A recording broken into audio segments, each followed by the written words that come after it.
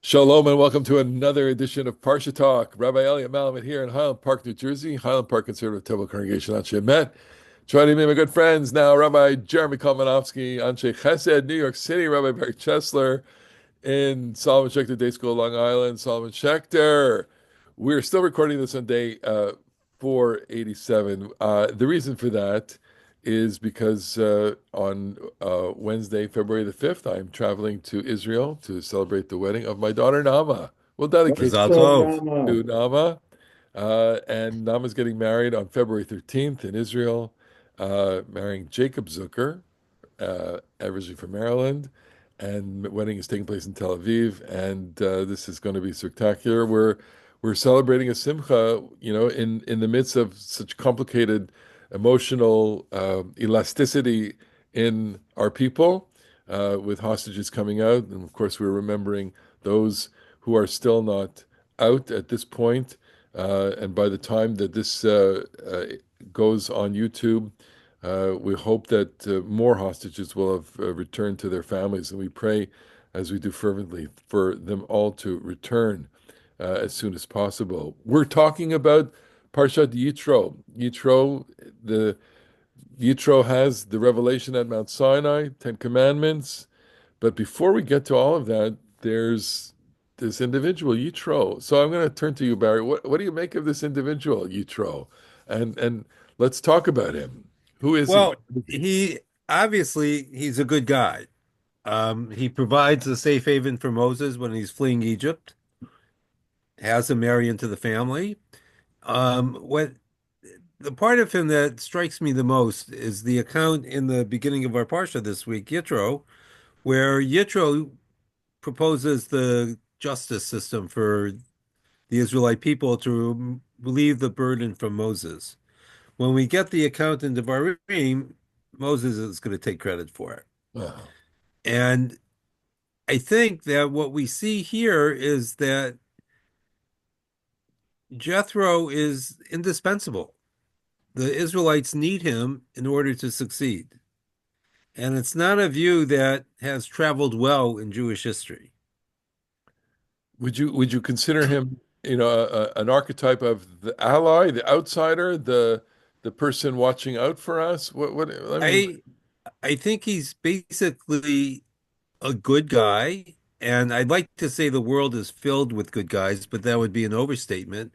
But there are any number of good people within any number of different traditions, faith-based or otherwise, and they have much to teach us, and we have things that we can teach them. Jeremy, Well, what do you make we, of? we've often noted the fact that the Parshiot, with the exception of Chaye Sarah, are um, rarely named after people. I mean, I suppose you could stretch it a little bit. V'zot habracha. This is the blessing with Moses. Blessing. But we've got three Parshiot named after Gentiles: Noah, uh, Balak, Balak, Balak? and Yitro. Uh, Noah is pretty much a admirable character. I mean, we have a way of reading, want to know why is it that Noah didn't fight back for the rest of the world? Why did he just save his own family? It's a good question, spare question. But Noah is seen as being an excellent human being. Yitro is seen as being an excellent human being. Balak is seen as being a bad human being, but under a lot of pressure. We can cut him a break about that. He did feel that his people were about to be overrun, so he does what he can do to curse the Israelites.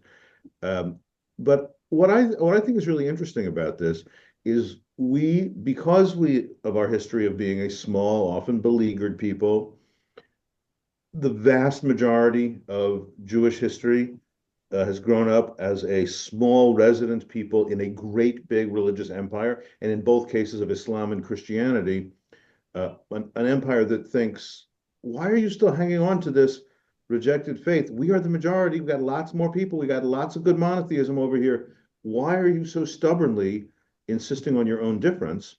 And so, unsurprisingly, because we do love our own uniqueness, we do love our own history and our texts and our teachings, we do dig in and we do say, thank you, we're not choosing to join your club.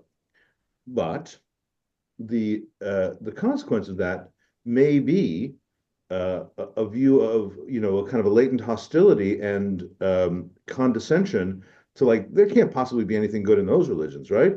So I think that Yitro comes to remind us that one of the greatnesses of Moshe is he didn't think that all of the answers were already located within our group, and he could hear some good ideas from this outsider figure, outsider vis-a-vis uh, the Jewish people and its traditions, not a follower, not one of the descendants of Abraham, Yitzhak, Yaakov, and said, let's build on this.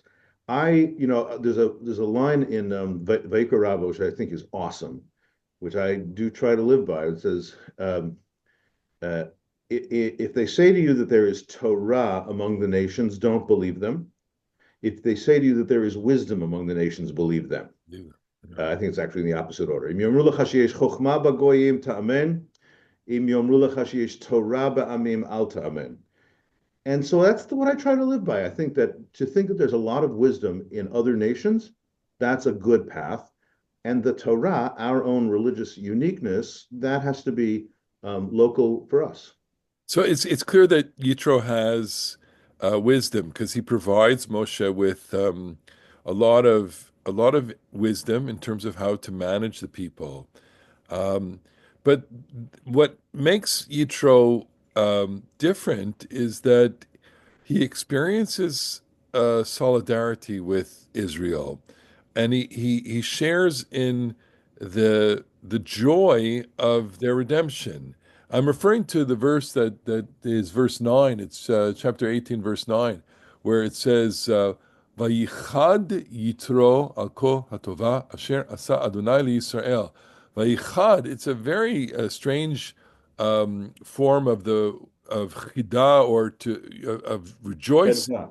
Chedva. that chedva, Yeah. rejoicing. So and it because it has for those of us who have a kind of ear to the Hebrew yachad in there, there's a bit of that, and it means he rejoices, but we also hear he has a sense of solidarity. He's with us. Um, Vayichad Yitro al kol hatova, for all the good that God did for Israel, Asher yitzilo miyad Mitzrayim. So he shares that. He shares their comment, like, "Way to go, Yasher koach!" Like, this is a great thing for you. And as you were speaking, I was thinking, there are other archetypes of people who, let's say, have sons-in-law who marry their daughters, right? And they're not particularly nice to their sons-in-law. I'm thinking of Lavan, for example. Lavan is not so. We use the word Gentile when it comes to Yitro, and Lavan. I mean, I don't know if the word applies because it's anachronistic in a certain way. Yitro is from family stock, distant family, and you could argue Yitro. I'm sorry, Lavan is family stock. Yitro, as a Midianite, there's some distant relationship there as well, but they're not the stock of Israel, that's for sure. Lavan is not a nice guy to Jacob, our ancestor. Yitro, nice guy to Well, it's Moses. interesting, Elliot, because I think Lavan is most often referred to as the Aramean. Yes, So even though he's family stock, we left that family behind. yeah, But also in the Aramean, there's a hint of murma of of being conniver, a cheat. yeah, Yeah. that so he never quite gets away from that either. But I was thinking that maybe, he didn't have anything against his sons-in-law. He just didn't like his nephew. Right. Okay. So I want to ask you this question, and we have a brief discussion on this, which is you know, how do we get more Yitros in the world? And is it is it I mean, can we do something for that? Should we do something for that? Or are we relying on the world to produce Yitros? And maybe it's too much of an open question, but or a vague question, but you know, I think we all enjoy, relationships with non-Jewish people, non-Jewish clergy, non-Jewish, people in our communities, um, and some of whom have been quite quite righteous for us, stand with us. They don't have a need to join the Jewish people in any other way. There's a debate in among the rabbis as to whether or not Yitro actually, joins and becomes a member of the people of Israel. Does Yitro convert to Judaism, or is Yitro happy being Yitro? And I would say that, in this scene here, Yitro rejoices, he shares wisdom with Moshe, he celebrates with Moshe. There's a big feast, lots of, zvachim. There's a big mangal, barbecue with Yitro, and then he goes his own way, and he's leaving his daughter with Moses, And but his grandchildren. and his grandchildren. So he sees his responsibility with his people. He he's he's okay with that. He's Well, I okay. mean, I just glanced over here at Numbers chapter 10, which is the scene that you mentioned, that at one point Moses says to Yitro famously is there seem to be at least four names: Yeter, Yitro, Chovav, and Reuel, and they all are described as being Moses' father-in-law. Here in chapter 10, in Numbers, we have Lechovav ben Reuel Hamidyani, Hoten Moshe. That Chovav and then Reuel is supposed to be his father. So whatever, but it's the same basic character, the Midianite father-in-law of Moses. And and Moses says to him, listen, we're going to this destiny place that Hashem has told us that we're going to go there. Come with us and be part of this. And it'll be great for you. We'll do well with you. Vayomer elav lo elech.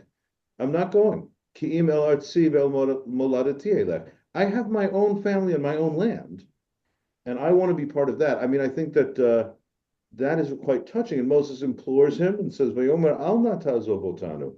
Don't abandon us. Moses really wants him. I mean, it's like very trusted advisor, very, very helpful. Ki al kain yadata chotenu chanotenu bamidbar, because you know all of the places where we successfully camped. V'hayita lanu le'enayim, and you have been our scout, guide, wide open eyes kind of person. And if you will walk with us, if you will go with us,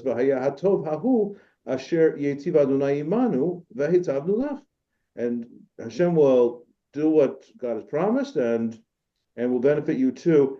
And then it doesn't say his further response, but I think that I'm inclined to think that he said, "Listen, I have my own journey to make," which I like this. Again, it fits in with what I think a healthy relationship with other religious or with other ethnic communities is. You have to be supportive, collegial, allies, and recognize that people have their own paths. You said, how do we see to it there are more Yitros? I mean, I think that one thing is like to be the Yitros for other people, right? To actively wish them well and try to help them succeed and be the best versions of themselves, and not feel you know, a constant sense that really, I got to tell you something. There's one right religion in the world, and it's Judaism, and all y'all are just barking up the wrong idolatrous trees. You're barking up the wrong asherot, and no, listen. I think we should hope that Christianity flourishes. We should hope that Islam flourishes. We should hope that other religions and other ethnic groups flourish, and it'll come back our way too.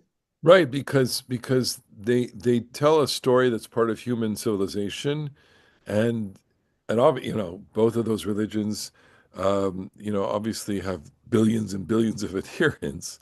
Uh, Which is something. I mean, good for them, right? Good for them. Yes, we hope they don't hate us, uh, but um, but it's chauvinistic of us to say that we have the monopoly on righteousness, and here, So, the Bible presents us with a number of people who have right. so I think what might distinguish in one way Yitro from Lavan is that Yitro is not transactional. He's not, does not seem to be motivated by any self-interest. He's able to lend a helping hand because he listens and he advises. That's who he is. He's not looking for anything. He's not looking for a reward. Lavan, on the other hand, is all about the transaction. Right. He is, to use one of the great phrases from The Godfather, a businessman. Um, and I think, to answer your earlier question, we have to be open to the Yitros of the world. We can't close ourselves off from the get-go from people who might have something to say to us, to teach us. Is do they come with a posture towards us, or is an authenticity of just being God-fearing? I'm thinking of, you go to Israel and you go to the Yad Vashem, and there's the Avenue of the Righteous Gentiles, and each story is amazing, and these are people that either sacrificed their lives or knew that what they were doing by saving Jews was going to put them in peril, and many of them paid with their lives for it.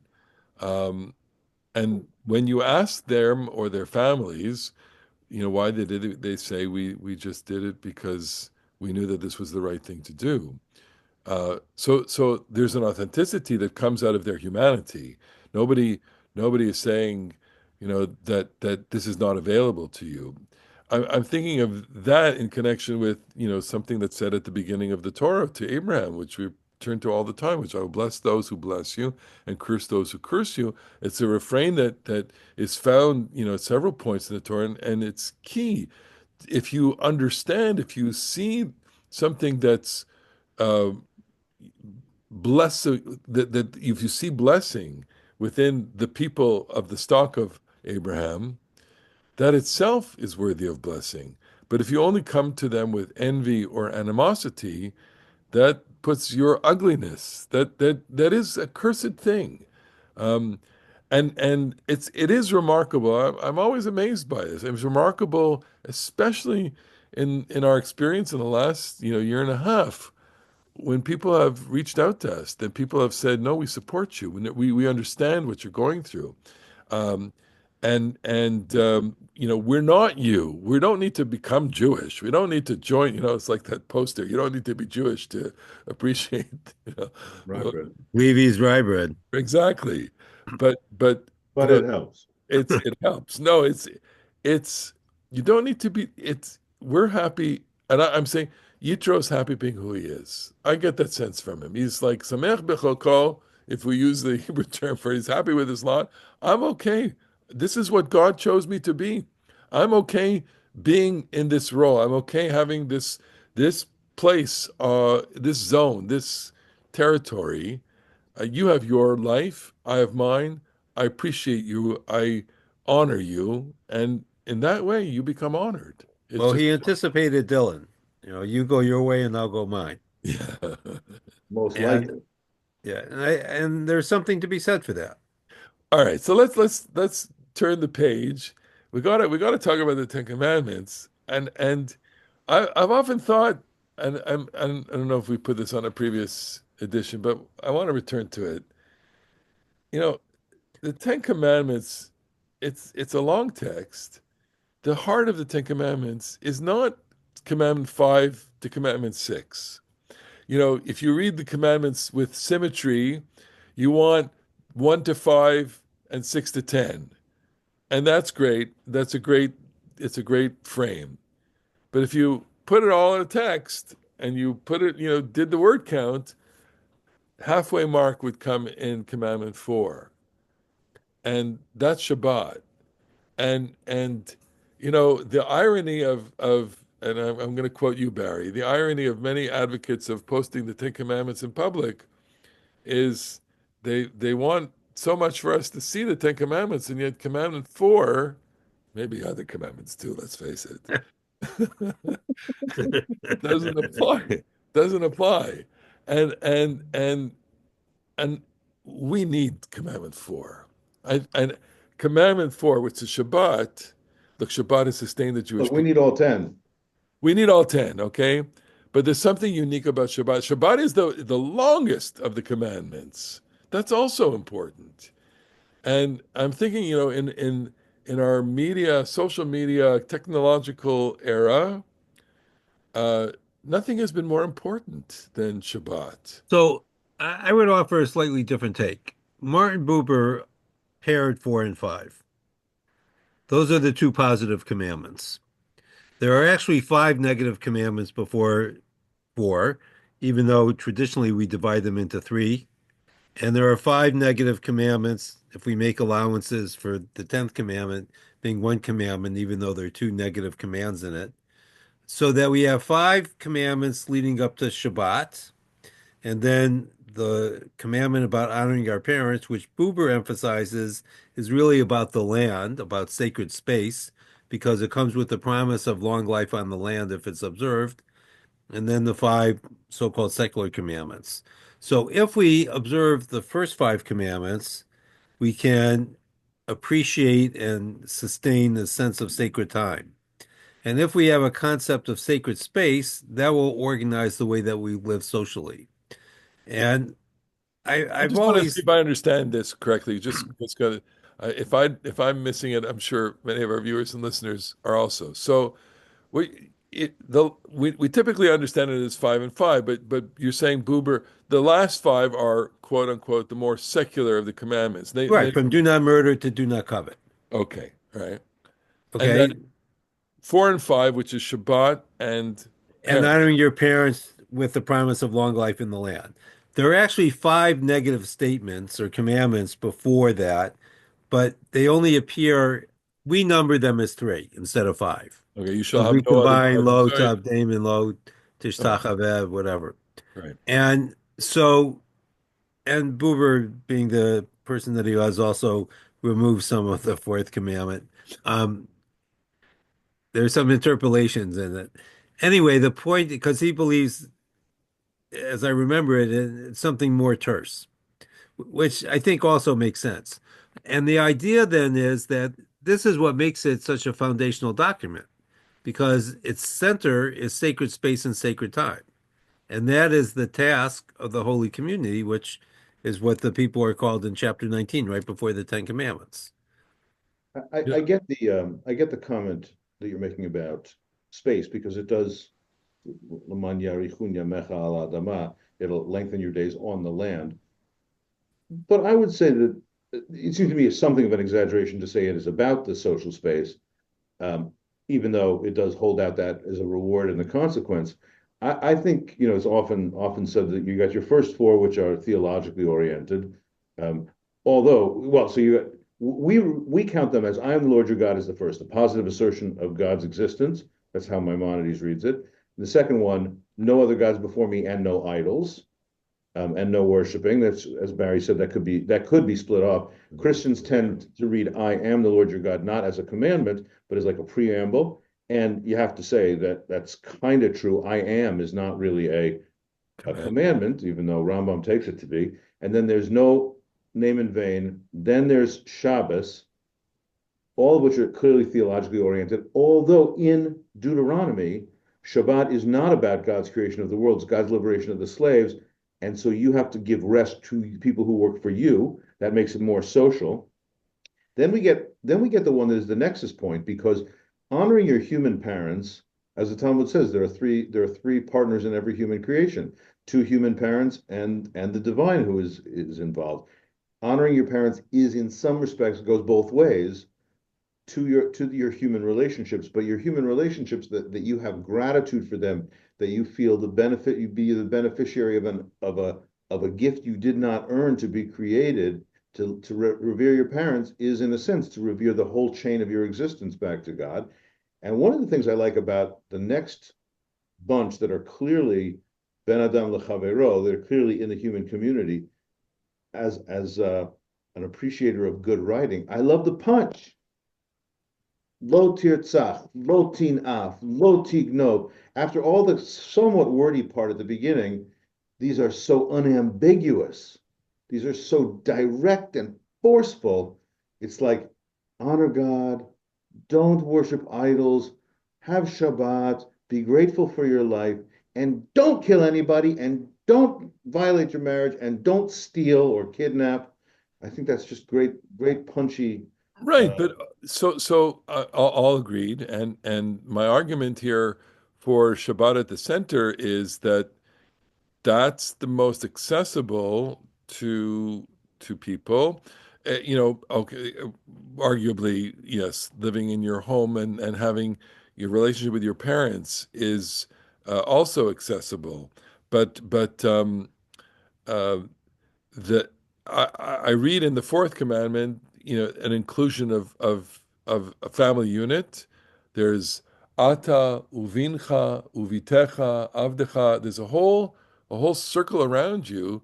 There's a presupposition that you are with people. You are with your your relationships within a certain zone, a zone of time, um, and that uh, the reason why I say it's more accessible is because most people don't commit murder, despite the fact that some people would like to, but most people don't commit murder.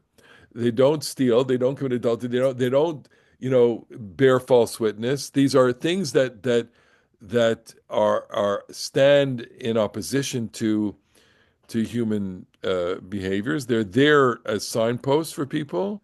Um, But it's like, it's yeah. interesting that you say this because since we started off talking about our relationship to the Yitros of the world and their relationship to us, I mean, what I'm about to say is a straight up Jewish text, or was originally created as a straight up Jewish text that just joined a Bible in that other religion. Matthew chapter 5, which is the Sermon on the Mount, which in its original context is a Jewish text speaking to Jews. In the Christian scriptures, Jesus says, this is speaking of the recently deceased Jimmy Carter, who will always go down in a little bit of infamy for having quoted this pasuk, which you would have thought Christians would have all known. Jesus says, if you've heard it said, do not murder. I say that if you hate someone in your heart, you are committing murder. And you've heard it say, do not commit adultery. And if you lusted in your heart, I say you have committed adultery. It's an almost Haredi, because it is true what you said, Elliot.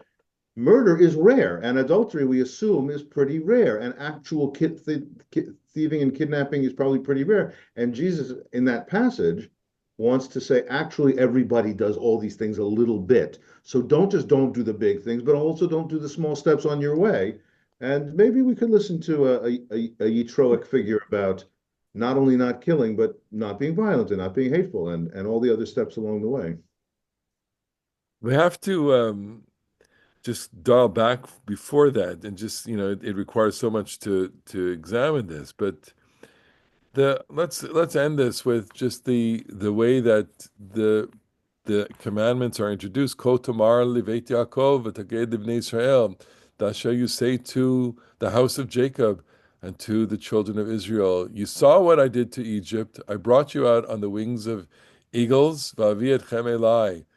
If you listen to my voice and keep my covenant, and you are my treasured people, for the earth is mine, you shall be for me mamlechet kohanim v'goy kadosh, uh, a kingdom of priests and a holy nation. That's what you should say to the people. I just want to say, this is the covenantal statement. One of my bar mitzvah kids said, "Kanfei nesharim," that the wings, we translate it as the wings of eagles, but it's a vulture. They're vultures, and that the Less poetic, vulture much less is poetic. much less poetic, but the vulture cares for its young in a different way than the eagles do. And the eagles are not endemic to the ancient Near East. Not having said that, we are saying Mamlechet Kohanim V'Goy Kadosh, as our possibilities of taglines for the Jewish people. Discuss. Well, we'll find out on Sunday how the wings of eagles fare. Ufu Nisharim, yes, fly Well, Eagles. we're Um, recording this the week before Yitro, so Before, by the time anyone hears it, they will know what happened in the Super oh Bowl. my God, yes, of course. If that's Um, important, it's not I important. don't know if you have seen any of this hysterical show called What We Do in the Shadows. It's basically The Office with vampires, and the vampires they were sent to North America to conquer North America. They set up a small place on Staten Island, and and they get invited to a party for the greatest football game, and they think they were invited to a superb owl party. All right. Well, that's our attempt to be a holy nation and a kingdom of priests.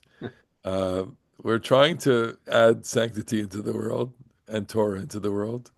And we're glad you joined us for a little half hour of discussion and joy and simcha that I'm drawing from the two of you as I embark on a trip And to Israel for a big important. gigantic Mazel Tov. I know Mazal tov you to have you three and the kids already family. living in Israel, but a huge Mazel Tov to Naama Mama, and Jacob, to the other Yaakov and his wife and baby, Avi, baby, Amalia, and we got and Sheva there. We got my aunt also. Elisheva and Mayan, to all your And my family mom, members. who's a big fan of Parsha Talk, Diana Malamet. Big shout out to my mom.